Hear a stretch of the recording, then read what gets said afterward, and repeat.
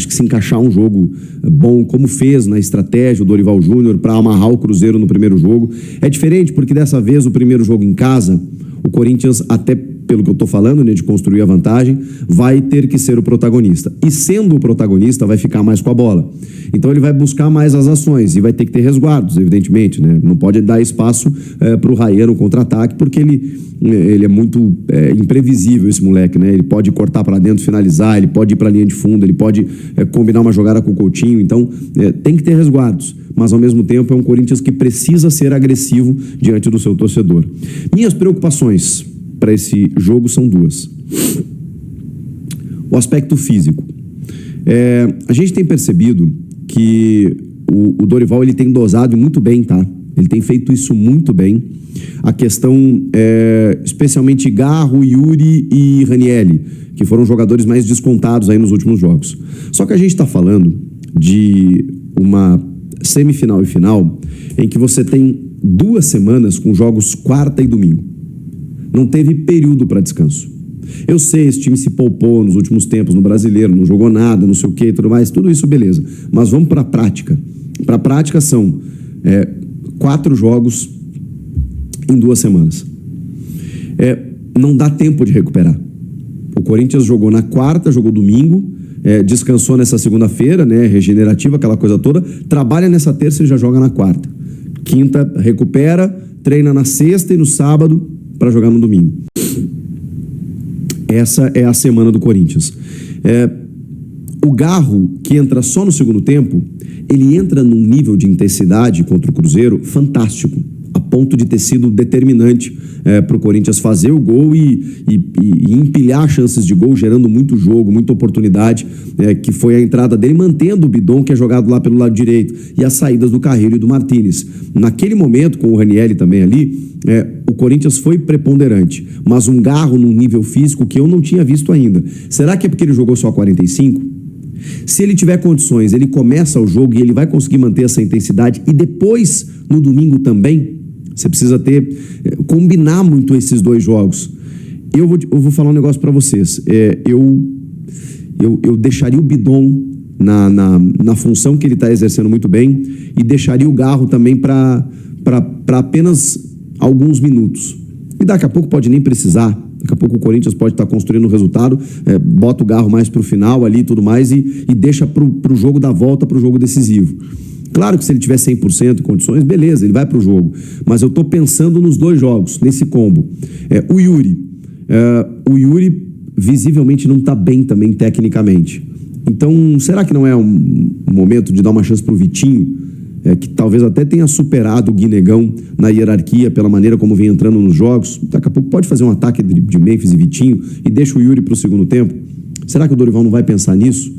Eu acho que é uma questão para a gente pensar e de como ele vai trabalhar fisicamente esses 2 jogos. O Ranieri, por exemplo, que nem estava cotado para começar o jogo.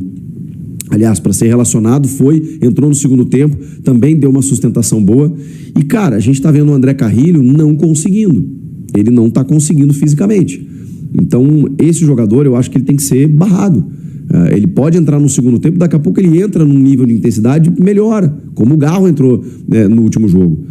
Se você fizer isso, administrar isso com o Carrilho, talvez seja melhor do que começar com ele e ter um a menos ali, porque o Carrilho não está conseguindo fisicamente entregar aquilo que ele já entregou.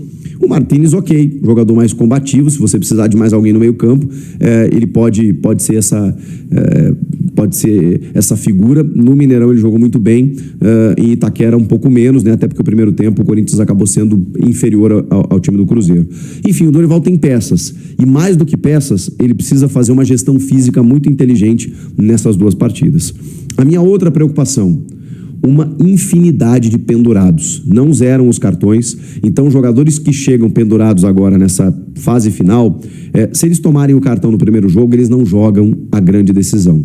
E, gente, tô falando de Hugo Souza, os zagueiros André Ramalho e Gustavo Henrique, ou seja, a dupla de zaga, os laterais Mateuzinho e Angileri, não o Bidu, mas o Angileri. Então você tem 2 laterais, você tem 2 zagueiros, você tem o goleiro Maicon e Breno Bidon, você tem 2 volantes e Rodrigo Garro.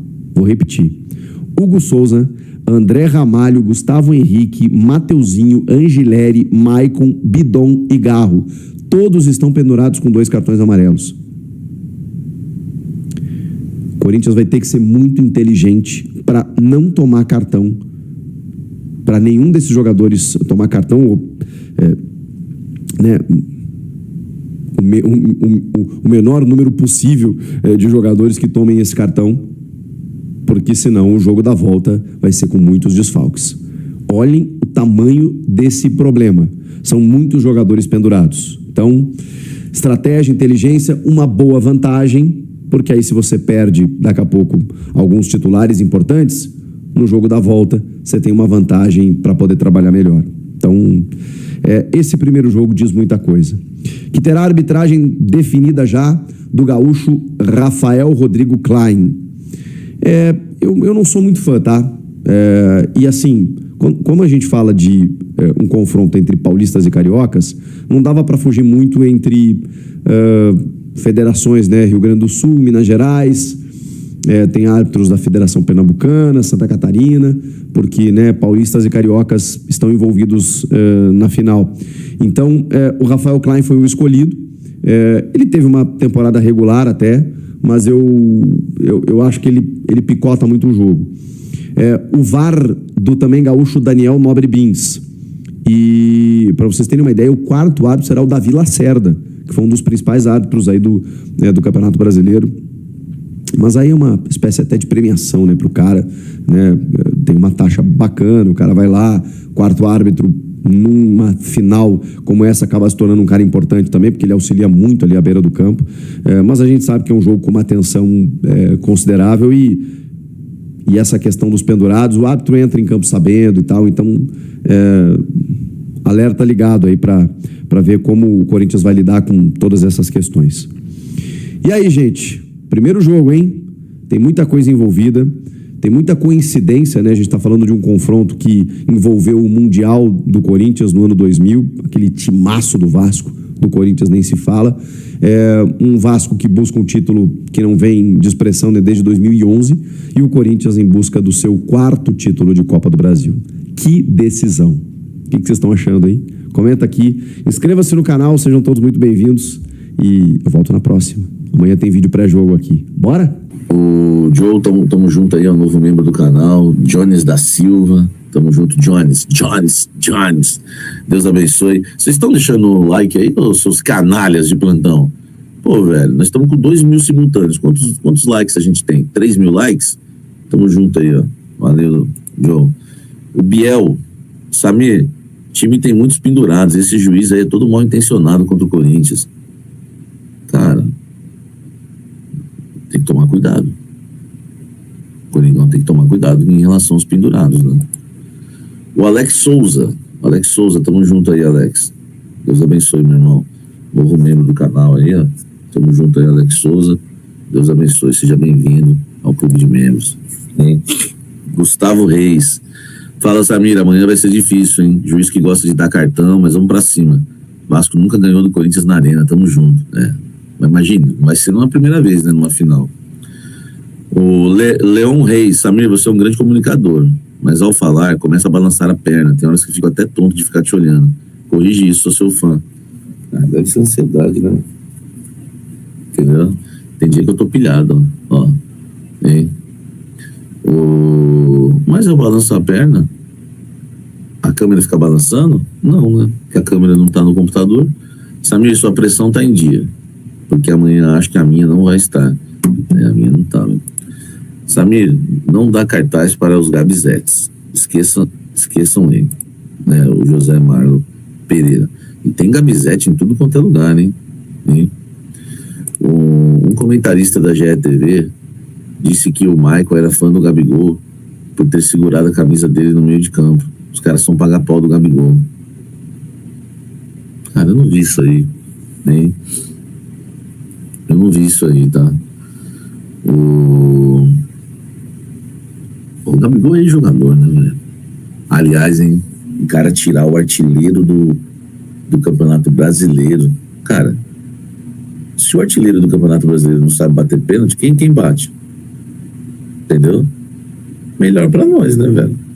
Melhor pra nós. O cara entra todo friozão lá pra bater um pênalti, todo desanimado, se achando, né? Pode reparar que é sempre uma estrelinha que perde pênalti. Zico, o Marcelinho Carioca, né? Perdeu lá em 2001. Pode ver que é sempre uma estrelinha que perde o pênalti, entendeu? É sempre uma estrelinha. Então a gente tem que tomar cuidado. Eu tenho essas manias em pênalti. Eu falo, o pessoal fica com medo, né? De zagueiro, de lateral. Meu irmão, vai tipo garro pra bola. Pô, eu vou te falar, velho. Vou usar um termo meio chulo, não é palavrão, mas é um termo meio chulo, né? Meio vulgar, né? Eu me caguei todo quando o Garro foi pra bola. Não sei porquê, velho. Minha confiança... O Garro não me passa confiança nenhuma, velho. Mas ele bateu bonitinho, certinho. O Memphis já fiquei meio desconfiado, mas o Memphis é craque. O Baggio em 94, né? Quando o Garro foi com a bola, não sei porquê, velho. Hein? Ele bateu muito bem. Bateu muito bem. Assim... Eu me caguei quando vi o Gustavo Henrique na quinta. Mas o Davi, o Gustavo Henrique, ele sempre foi, né? O Klaus estava lembrando lá que a gente cobriu o Santos. Ele era batedor de faltas nas categorias de base do Santos, no time profissional. E ele batia falta, não pancada, chapada mesmo, assim. Ele sempre teve categoria com a bola parada, o Gustavo Henrique. Entendeu? É que o pessoal não sabia, né? Ó, o Gustavo Henrique deu medo, hein? Eu me preocupei com o GH. O GH não, velho. Ele tem histórico, bate bem, entendeu? E aí, Samir? E o apavoro que eu dei no hater ontem, depois do culto, encaixou. Siqueira perguntou lá pro camarada do Acelera Hater. Siqueira é louco, velho. O GH é nosso zagueiro artilheiro, tamo junto. O Edmundo, né, no Mundial também perdeu o pênalti, verdade. Eu senti isso quando vi que o Yuri Alberto ia bater o pênalti. Né, o Yuri Alberto eu também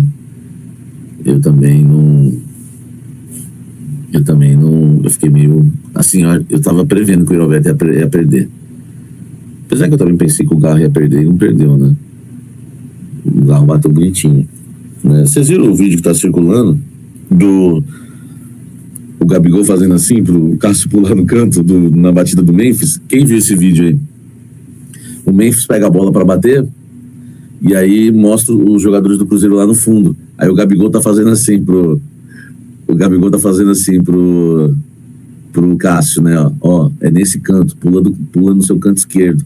Aí o Memphis, pum, aqui no direito do Cássio. Quem viu isso aí? Vocês viram esse lance? Cara, o Gabigol, velho. Hein? Vocês viram isso? Quem que viu isso daí? O Gabigol faz assim, ó. Ó, pula aqui, ó, pro lado ao contrário, né? Enfim, não tô falando que ele fez isso de propósito, né, gente? Tô falando que ele quis ajudar e atrapalhou, né? E atrapalhou, entendeu? E atrapalhou. Verdade, Samir, eu vi esse lance aí, ó. Aqui, ó. Pensei que ninguém tinha visto, né? A Denise ou Alex Cordeiro? Enfim, são os dois, né? Quem dá audiência pro arroz? O Feijão? Na minha imagem, o Cássio pulou. Pra direita. Não, no do Memphis, velho. Hein? Como assim na minha imagem? Que loucura é essa, velho? Na minha imagem. É uma imagem, meu. Hein? Gabigol é muito Corinthians. Cara,